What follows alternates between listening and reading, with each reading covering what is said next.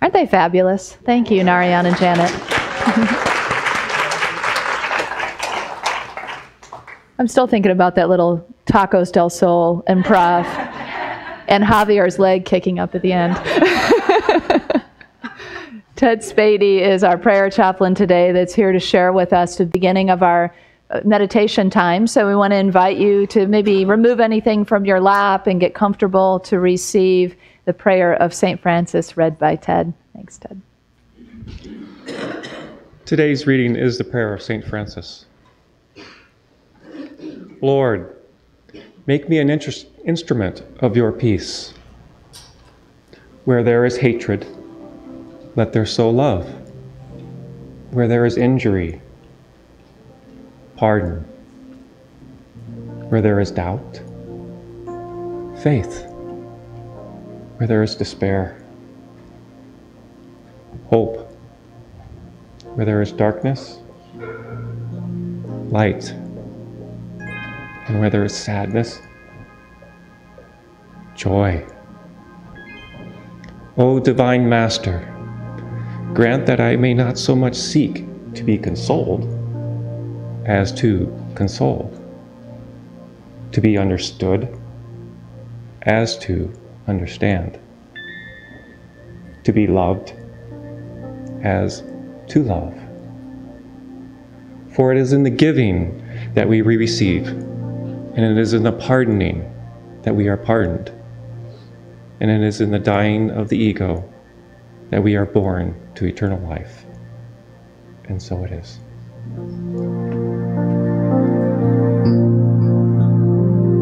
Lord Most High, our Heavenly Father, all our lives we dedicate to Thee. All our labors, all our joys and woes, all our pleasure, all our melody.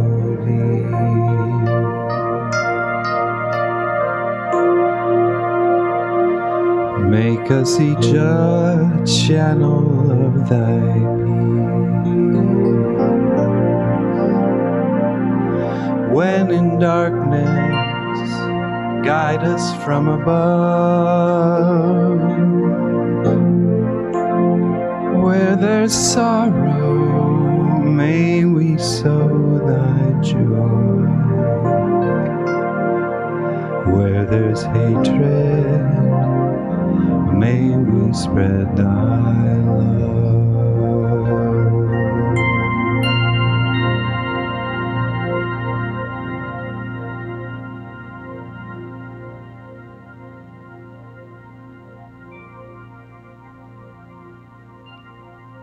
Allowing the words of peace to permeate our hearts and beings.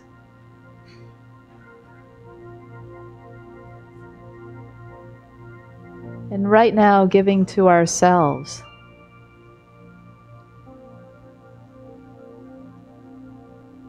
Wherever there may be fear within us, we offer love.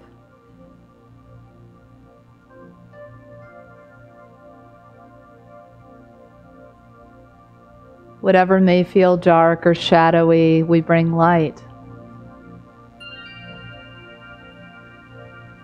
And if there is any doubt in our lives right now, let us bring forth our faith.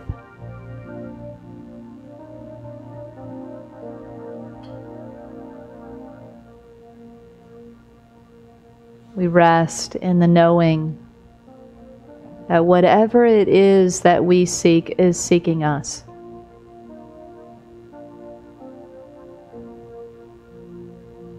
We rest in the knowing that all is in wholeness and perfection. divine perfection.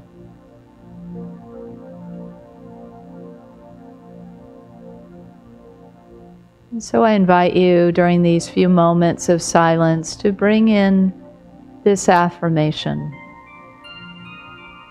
I am an instrument of God's peace.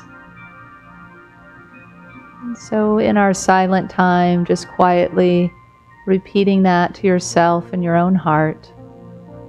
I am an instrument of God's peace.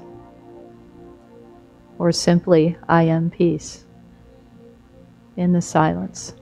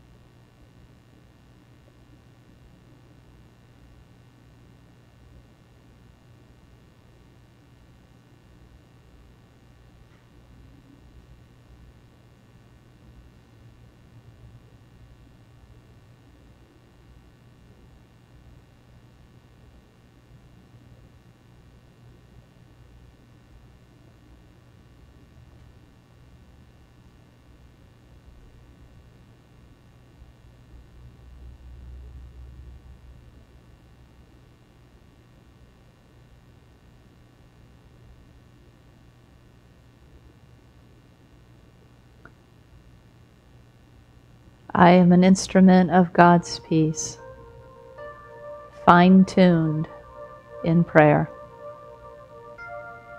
Thank you, God, and so it is.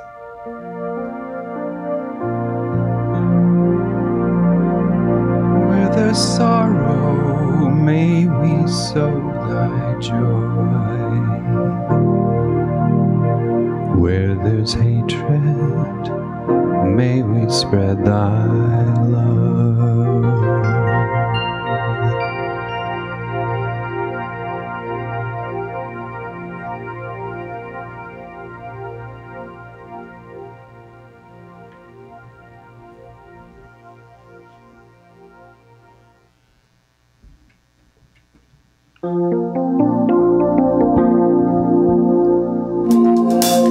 These words are from Yogananda.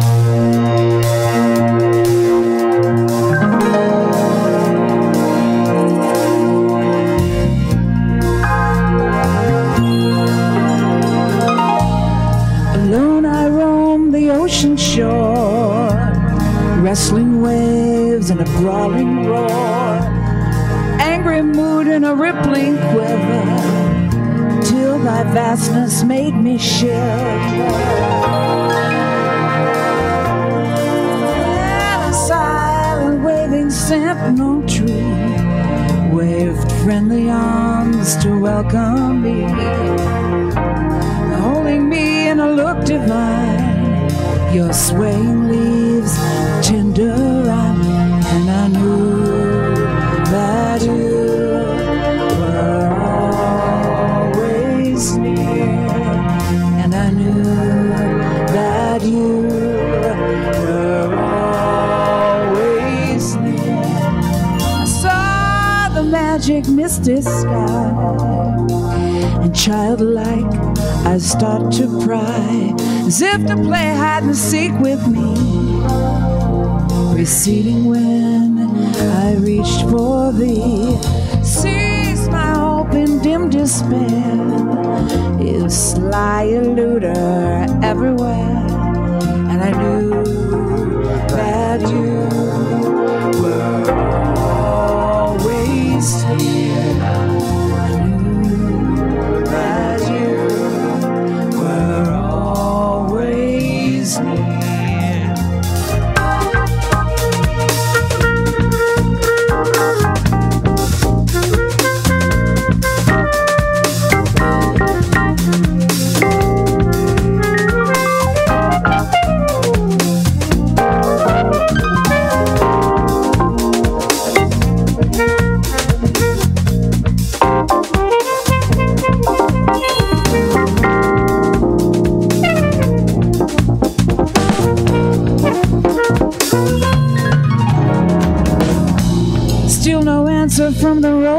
see, only whispers from eternity.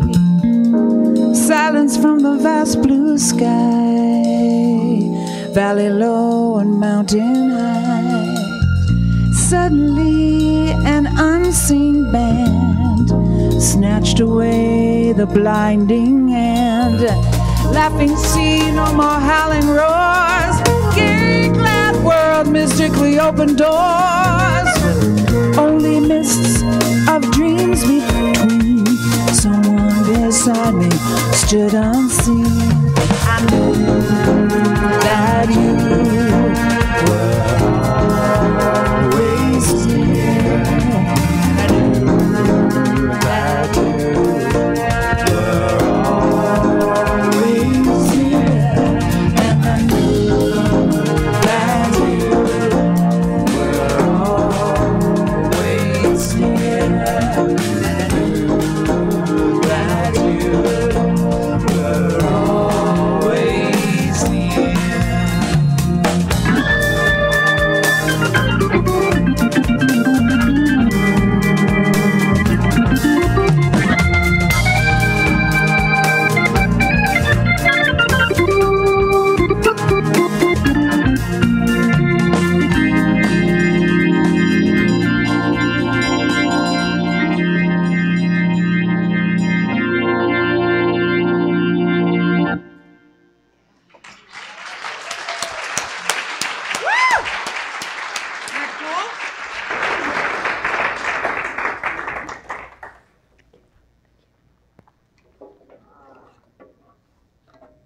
Nice.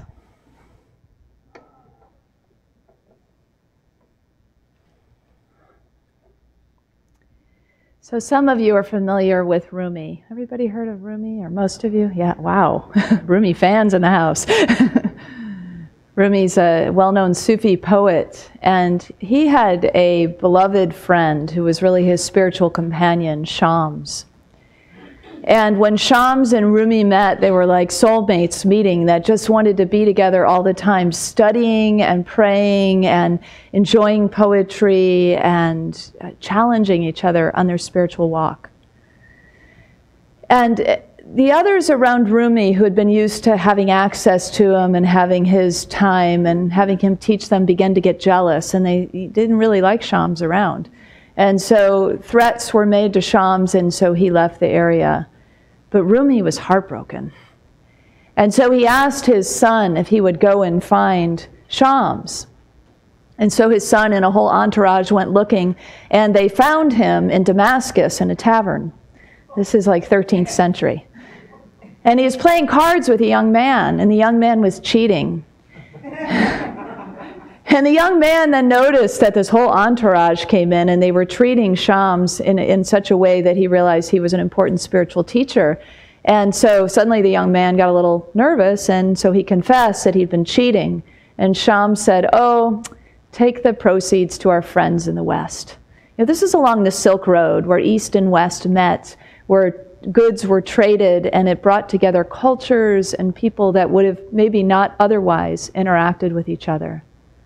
But what many don't know is that young man who was cheating, or you might be surprised to know, was St. Francis of Assisi. Gives us all hope, doesn't it? I always love the super, really human stories. And it was transformation that happened in St. Francis' life, as it is in all of our lives. He had a spiritual awakening when he was really ill. He was one of the biggest rebel rousers. He was like the head of the crowd, the rowdy boys in town. He was wild. And he was a soldier too, and he wanted to fight, and he wanted to be a part of that bravado of being a soldier. But he at some point ended up being a prisoner of war, and he fell ill. And during that time, he had a spiritual awakening. And it shifted everything.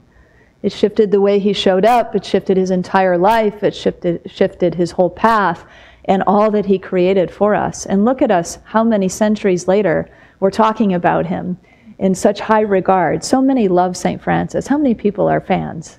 Yeah. Oh my gosh, the whole room, right? He's known as the patron saint of animals and the patron saint of nature. I mean, who couldn't love him, right? And there's just a kindness and a gentleness and a humility that we know about this individual. So why am I bringing him forth today? Partly because I want to share with you my joy of learning about mystics' lives and how their lives can really inspire us and help us to understand ways that we can walk in this sort of this very gentle, how can we be peace in the midst, in other words, in this theme that is this week's theme of World Day of Prayer, particularly on Thursday, World Day of Prayer. And in the midst of, we know the midst, right? We all know what's going on in the world, and there's a lot, right? So to be that peace, to be that centering, grounded presence of all the things that are in the prayer, of love and of joy and of light and of faith and of hope, to be that for others, to be that for ourselves, is walking the walk of prayer, is being prayer in action. And that's really on my mind too, because I've been with the prayer chaplains all weekend, and we've been, training and retreating at Isis Oasis Lodge up north in Geyserville, and it's really been a powerful experience to be with folks who are called to pray for you. That's their calling, to pray for you, to hold space for our community. It's a really beautiful offering, a really beautiful service that they want to give to you. So I hope that you'll consider ways that you can interact with our prayer chaplains and allow them to lift you up in consciousness, as they always do our whole community, whether individuals come to them for prayer or not. So all the ways that we can embody service like St. Francis, maybe it is through prayer as a prayer chaplain, or whatever it is that you're called to do. A way of stepping in and allowing ourselves to be that very presence of peace or love or joy or whatever it is that is needed in the midst of seeming chaos, right? Now, we might look at the floods in Houston or the hurricanes in Hurricane Irma and say, oh man, something we want to resist, something terrible. And of course we don't want people to be hurt or animals to be hurt or structures to be ruined and lives to have to be rebuilt. Of course we don't want any of that to happen. And Francis would call the water Sister Water. And so if we also make friends with the power that is and the nature that is, and accept things in their ferocity and their calmness. We all say we love nature, but usually what we mean is I love it when the lake is placid, or the waves are coming in just so, and the sun is just, it's 70 degrees or 75, or whatever your perfect temperature is, right? And it's not too windy. But it's all of it, right? It's loving all of it, just as it is loving each other in the midst of all of our stuff. When we show up and not our best, it's also loving each other through that midst, whatever that midst is. So Francis called everything brother, sister, which was a really sweet way of reminding himself and all of us and everyone around him that we are all interrelated and interdependent. So you probably are very familiar with brother sun and sister moon, right? And then there's brother fire. So where we have wildfires, we can think about, oh, there's brother fire burning, It softens it, it changes it in some way. As Mike said this morning when he heard the Native Americans refer to, oh, brother wind is coming. He said, I always thought maybe that took things down a couple notches, the bite out of the wind. And so there is a kind of we are all related feeling. For St. Francis, it was everything. So the stories about him, the biographers tell stories about him, how kind he was to the plants, how kind he was to every living thing, how he would remove the worms from the road so that they wouldn't be stepped on or trampled over in some way. And so all these ways of being can bring us into that deeper kind of kindness and kinship with all life. With other humans, for sure, and we'll come back to that, but also all of life. So for Francis, even the insects were brothers and sisters. So next time you find an insect in your home, If you think first that that's my brother or that's my sister. I haven't decided if it's brother mouse or sister mouse that visits us every night. But Brenly gets up before me usually and she says it's always kind of the same pattern. And we're left with little mouse turd gifts. But making friends, right? I mean, I have nothing against that mouse. I have a nice little treat in a trap that will not hurt the mouse. And when the mouse decides to come in there and get that nice little treat, we can bring it somewhere and bless it and release it outside of our home. And so we can do the same thing, you know? We have catch and release, you know, a little plastic cup and a cardboard thing, and that's our catch and release for bugs and spiders, and they get ushered out with gentleness and kindness and blessings. I don't want you inside, but, you know, bless you on the outside. So there's just so many things that we can do that help us understand and interact with one another in this we're all in it together kind of way. Easier to do with those we already love, right? Easier to do with those who think like us, who have political views like us, who have religious or spiritual ideals like us. What about the others who have different points of view? Now is a time to really be the peace in the midst that holds a space for all kinds of perspective. You know, even the neo-Nazis are our brothers and our sisters. That's a hard one, isn't it? Yeah. But it's true. And so when we go back to the being an instrument of prayer, the peace prayer, being an instrument of peace, what's that first line? Where there is hatred, let me sow love. Or the way that we understand that is where there is fear, because we understand that under hatred is fear. And so how can we hold a space for transformation, for understanding, for oneness? What is ours to do in that, to bridge the gaps between these difficult otherizing spaces that we find ourselves in today? Today and in the 13th century and, you know, in the 1st century and in BC and so on. But this is where we live and breathe now, right? So we are living and breathing the news and the things that are going on in our world. And it's constantly the question for us, how do I feed myself? How do I pray myself up? How do I ground myself? And then how do I be that in the world? How can I be like someone like Francis? In the medieval philosophy, the idea of hierarchy and power over was very much the way of the day. But Francis saw it differently. And so he was constantly in this place of equality and inclusivity and oneness with people as well, of course. You know, St. Clare was his beloved friend who he helped start the order of the Franciscan nuns. And to him, she was an equal. There wasn't a power over kind of relationship, even though for the day that would be very unusual. And so there's that constant ability for us to look at the places within us where we hold those senses of prejudice or power over, and instead to ask ourselves, how can I be in a power with paradigm? How can I shift the paradigm here so it's not hierarchical, but it's a partnership with one another?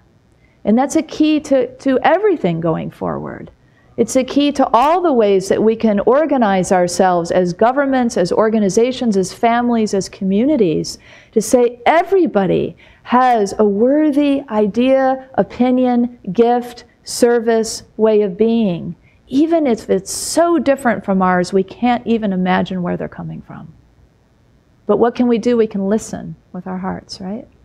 We can open ourselves to receive what it is that is unmet in that person, what it is that is causing such pain, such rage, and such acting out in some cases.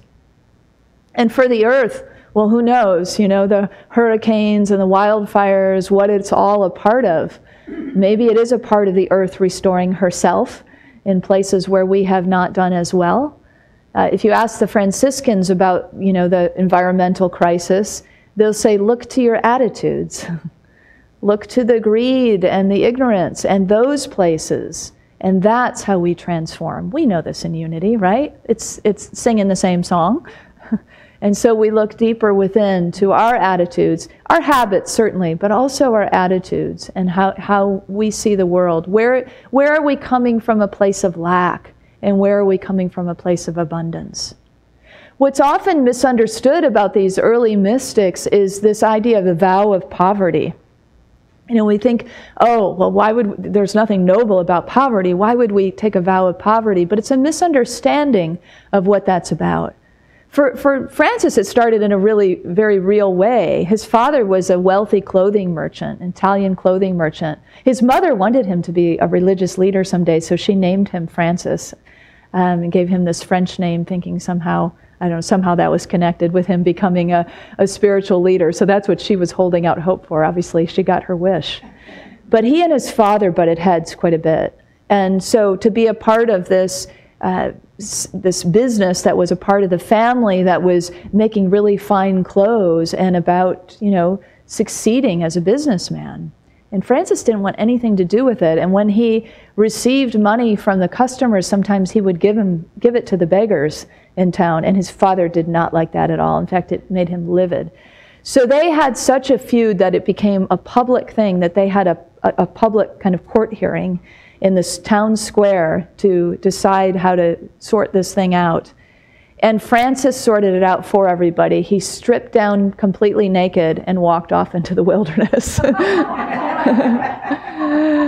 Made a point, right? And from there he started his ministry with nothing, literally nothing.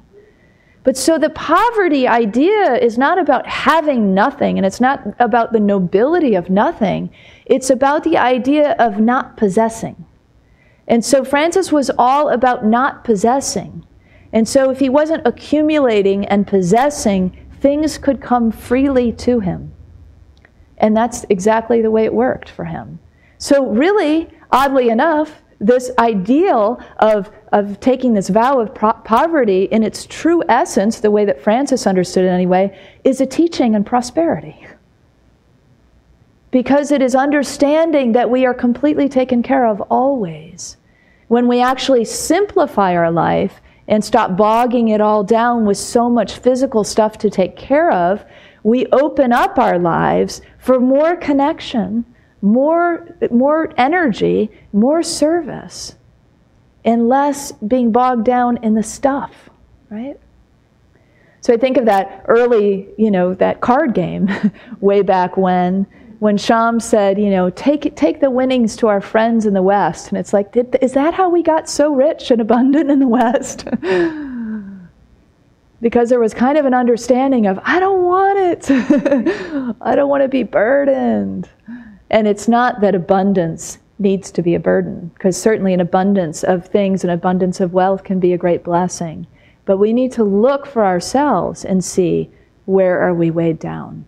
Where is taking care of our house and all the things in our house and the continuous accumulation, or our clothing or our cars and so on? Where does it end, or where does it get streamlined so we can open up the energy flow for us to take care of each other? To make sure our priorities are in order. So in a way, that can be a lesson in prosperity.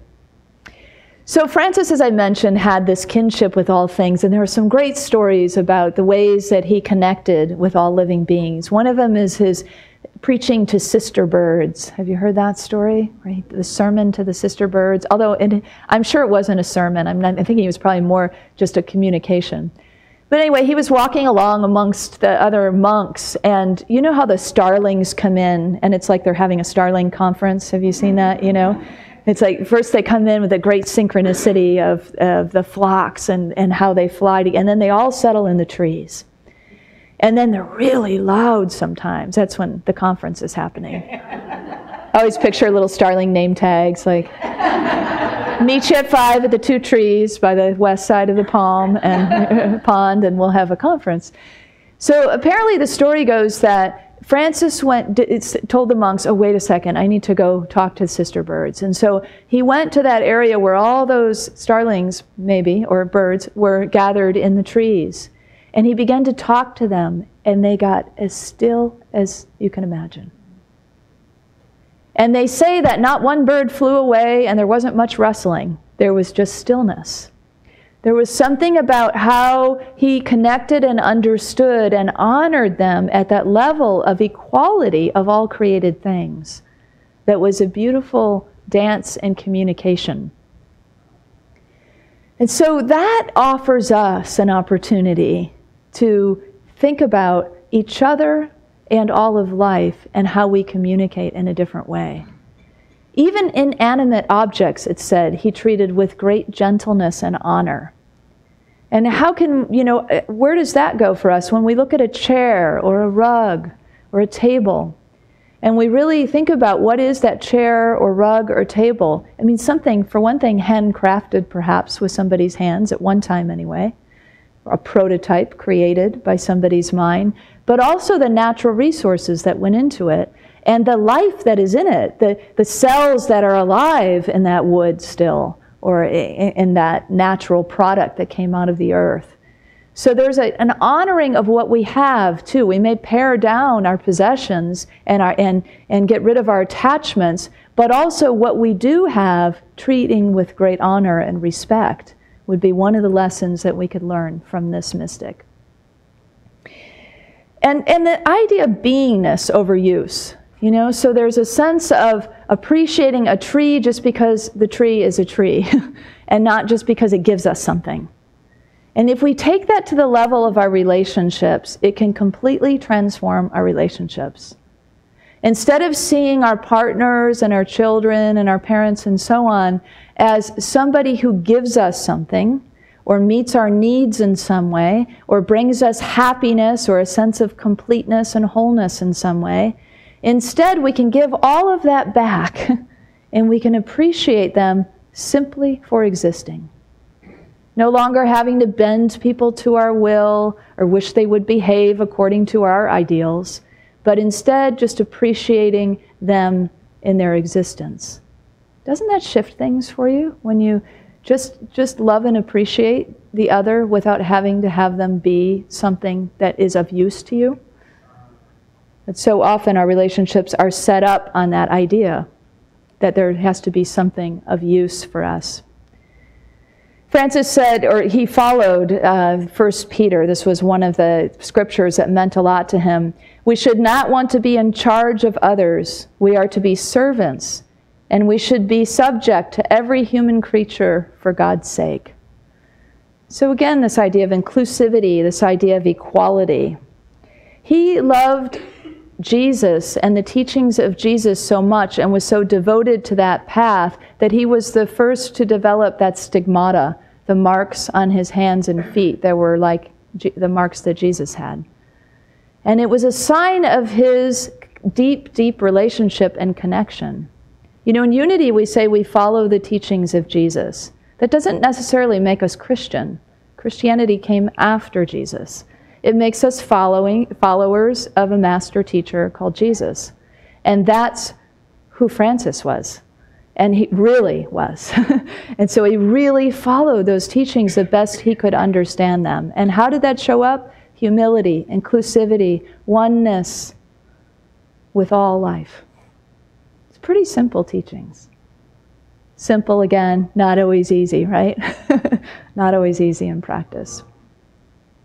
There was contradiction, too, in the way that Francis showed up, like there is for all of us, which, again, just for me makes him more human. And so in one way, he honored the body, and he taught the monks to really rest your body and feed your body well and take care of your body in all these different ways, honor it as a temple. And then at the same time, he practiced those ascetic practices of the day that the monks and nuns practiced, with like the horsehair underneath the clothing and very hot weather, and just those things that were mistreatment of the body. And it was a part of the thinking of the day, and a part of this idea of the humility, but in this sort of this idea of that we were sinful. Not something that we would necessarily align with anymore, and maybe today St. Francis wouldn't either, but at that time there was this contradiction. So sometimes he cared for the body and really encouraged that, and sometimes he didn't care for himself so well. Anybody relate to that? We may punish our bodies in ways that maybe aren't so overt or intentional, but by maybe not giving ourselves very good nutrition or enough rest, or even giving our mind quiet and prayer and silence from all the craziness of the world and the busyness of the world. So all of those are ways that we feed ourselves and take care of ourselves, and sometimes he did and sometimes he didn't. On his deathbed, when he was ill, one of the brothers reminded him of this, because he was so sick and he was so tired, and he asked his brother what he should do, his monk brother. And the brother said, "Failure to reward your body for the good service it's given you is an unkindness and an injustice." And you know, for St. Francis to be told he was being unkind and unjust was just like, wow, that, you know, that cannot be, especially on my deathbed. And so he said, "You're absolutely right." And he said, "Rejoice, brother body, and forgive me." And that's something that we can take in for ourselves, you know? For the times and the ways that we push ourselves too much, or we don't take care of ourselves fully, to recognize that this too is your brother or your sister. And this too deserves to be treated as a part of creation. And so to say, "Forgive me. I rejoice in you, and I feed you well, and I water you well, and I rest you well like I would my precious flowers." Why wouldn't we do that for ourselves? So that is yet another gift that even on his deathbed, he shows us that transformation, that we can always change, we can always ask forgiveness, and we can always rearrange our priorities.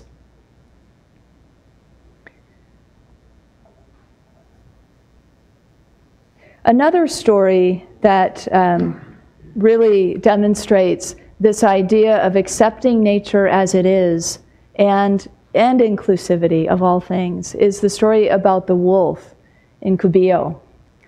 It's in this town of Italy that Francis lived for a while. And in that town, the wolf was coming into town and he was eating, you know, the livestock, and he was attacking the chickens, and even some of the people were being attacked. And so, of course, the townspeople wanted to go out and hunt down the wolf, just like we find that happening in, you know, the states here in Montana and Idaho and other places. Sometimes that's out of misunderstanding of what's happening to the livestock and so on, but that's a different story for today.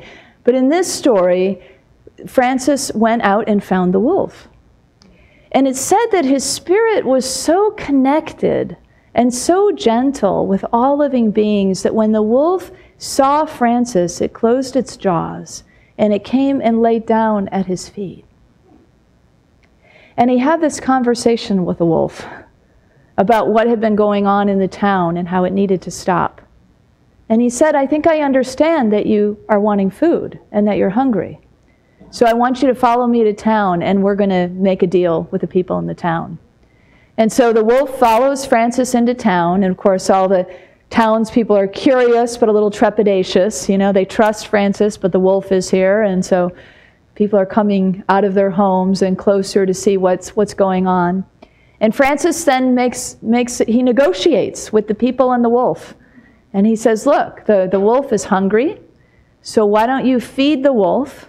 And then the wolf has agreed that it will not feed upon your animals and it will not attack the people." And so that's what they did. And he even made an agreement with the town's dogs that they wouldn't gang up on the wolf, and they'd let the wolf live in peace with the people. And that's the legend of that town, that the wolf lived peacefully from then on with the people. So nothing is really beyond our peace, our ability to make peace with one another, our ability to live in harmony with each other. It may seem like it when you're watching the news, and it may seem like we want to clutch to that which is like us, those who believe like us and feel like we do, and move further away from those who feel and believe a completely different way that we think is not okay. And yet, maybe the way would be to see the fierceness and the behavior as wolf-like that just simply has a need underneath it. Wolves are actually very family-oriented, very social, There's a lot about wolves we don't know. There's a lot of misunderstandings of what is really going on. And isn't that what's going on in our world? So it's about maybe reaching out and just hearing, what is the need here? What is the fear here? What can I do to help build a bridge? How can we be bridge builders from heart to heart rather than moving further and further apart from one another in these little enclaves of safety of people who believe and think like us? It's a time in our lives where we have to have the courage to move toward those who feel and believe differently than us and try to understand, to bring, if you will, that proverbial olive branch and say, tell me about your feelings, tell me about your ideas. Where did these ideas come from? Is there something you're afraid of? Is there some way I can support you? And we can only do that if we put ourselves in the mix of different kinds of people and different kinds of places. So this may be one of the things that we could be taught by this mystic who reached out to lepers and beggars when nobody else wanted to be near, and saw them as equals, just available to honor just as he would honor himself. So these are some of the stories of St. Francis that maybe will inspire you to be a deeper instrument of peace in these times, to be somebody who carries forth that ideal. It starts with grounding ourselves, right? So we're grounded in spirit. When we're grounded in spirit and we feel that sense of knowing and connection, then we carry that with us everywhere we go. It's like Spirit's got our back. Spirit's within us. Spirit's here. So even in difficult situations, we truly can be peace in the midst. For anybody who's needing that peace in the moment, or we can be that love, or we can be that light. So one more time, I invite you together to come and to meditate collectively on this prayer of St. Francis. I am an instrument of God's peace. Where there is hatred or fear, I bring love. Where there is injury, pardon. Where there is doubt, I bring faith. Where there is despair, I am the embodiment of hope. Where there is darkness, I dispel it with the divine light. Where there is sorrow, I bring joy. O divine master of my being, grant that I may not so much seek to be consoled as to console, to be understood as to understand, to be loved as to be love itself. For it is in giving that we receive. It is in pardoning that we are pardoned. And it is in dying to the ego self that we are truly born to eternal life and everlasting peace. And so it is. Together, let's close out with this affirmation.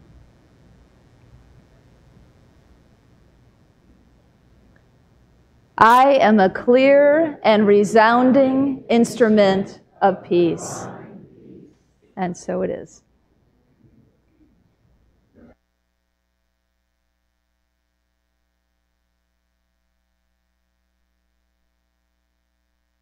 As I mentioned earlier, prayer chaplains have been working together throughout the weekend, and they're available for prayer today. So if you'd like to pray with somebody because you have some joy or concern on your heart, either way, those with the lavender stoles are available for prayer after this service.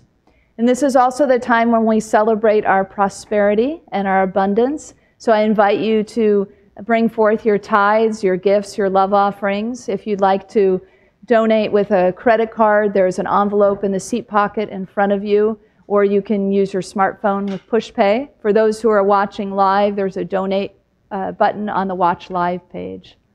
So let's bless our gifts together.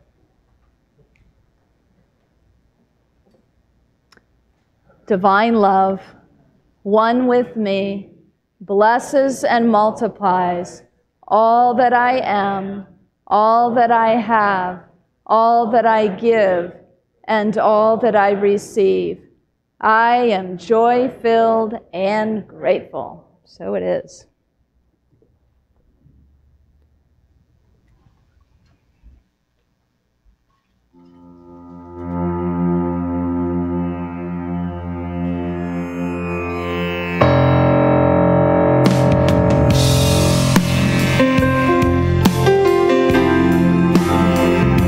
We got Terry with us.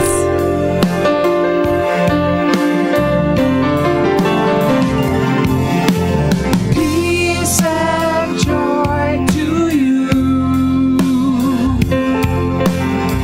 Peace and joy to you. Peace and joy to you. Peace and joy to you. Peace and joy. Peace and joy. Sometimes I get a little rain. Sometimes I feel a little pain. No one that we need to blame. 'Cause deep inside we're all the same. One heart, one mind. Don't get left behind. Love and joy to you. Love and joy to you. Love and joy to you. Love and joy to you. Love and joy. Love and joy. The sun feels good upon our face. It's good to be a human race.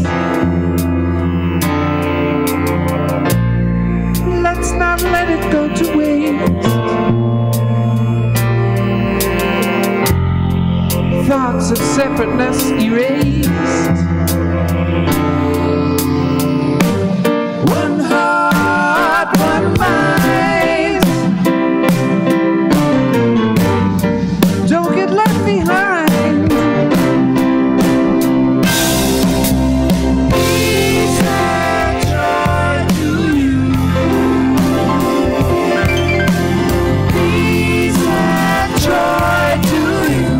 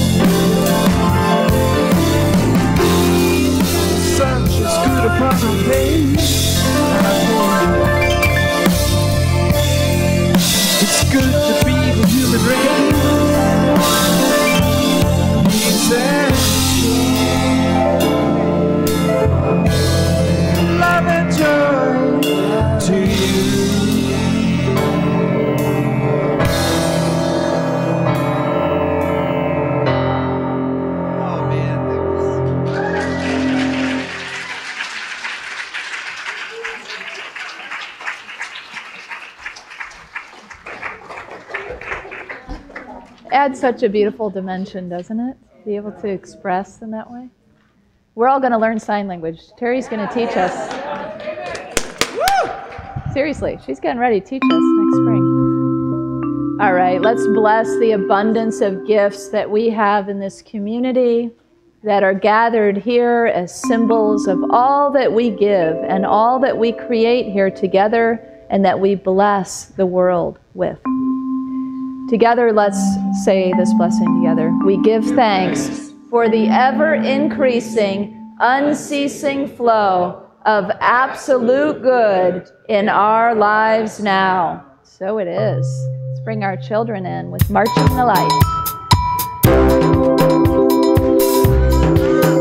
We are marching in the light of God. We are marching in the light of God. Marching in the light of God.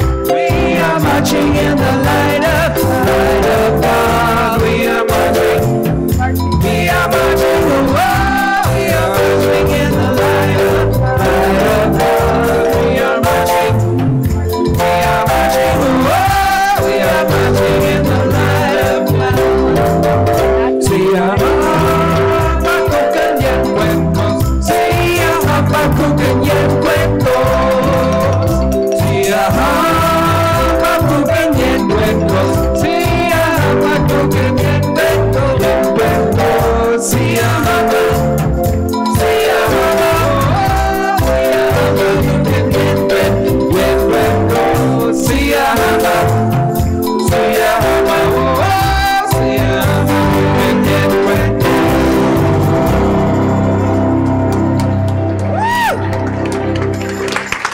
Fun. Thank you. Invite you to hold your neighbor's hand as we say the prayer of protection together. Oh, let's bless our youth and teachers first. I will get this down. How long have I been here? Together, youth and teachers, you are loved, special, and important. The light of God shines through you. Now, let's have our prayer of protection, shall we?